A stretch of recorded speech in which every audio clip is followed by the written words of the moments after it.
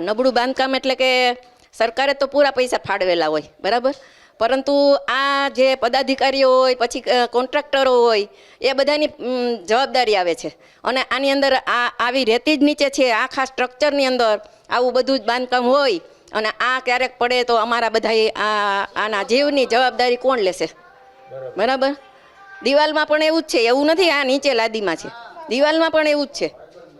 શું કહેશો બેન, તમે આ જેના દ્વારા બનાવવામાં આવ્યા છે એમની સામે પગલાં લેવા જોઈએ, કઈ રીતના?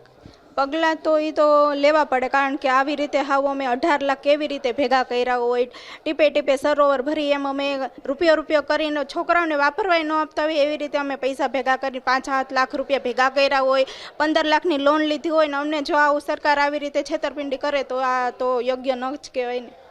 બેન, તમામ ફ્લોર ઉપર કઈ રીતની પરિસ્થિતિ છે અને આમાં હવે કઈ રીતના આનો ઉકેલ લાવવો જોઈએ?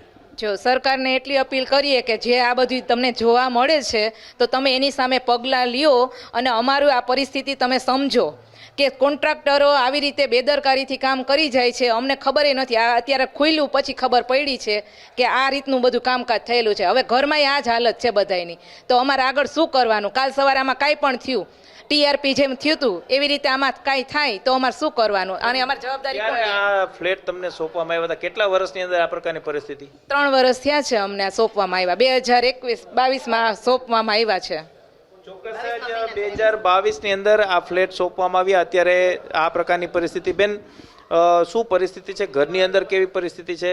અને આ તમામ જે બિલ્ડિંગો છે તેની અંદર જ આવી સ્થિતિ છે કે આમાં એકમાં જ છે? બધામાં આવી જ રીતના પરિસ્થિતિ છે. બધાના ઘરમાં લાદીએ ડગડગે છે, સંડાસના ભોખરા ડગડગે છે, અને લાદીમાં તો કે દિવાલમાં તો ક્યાંય ખીલી જ નથી ખોડાતી, ધૂળ જ સામે આવે છે, બધાને ધૂળ સામે આવે છે. કામકાજ જ બરાબર નથી ને એમ કહીને તો ચાલે.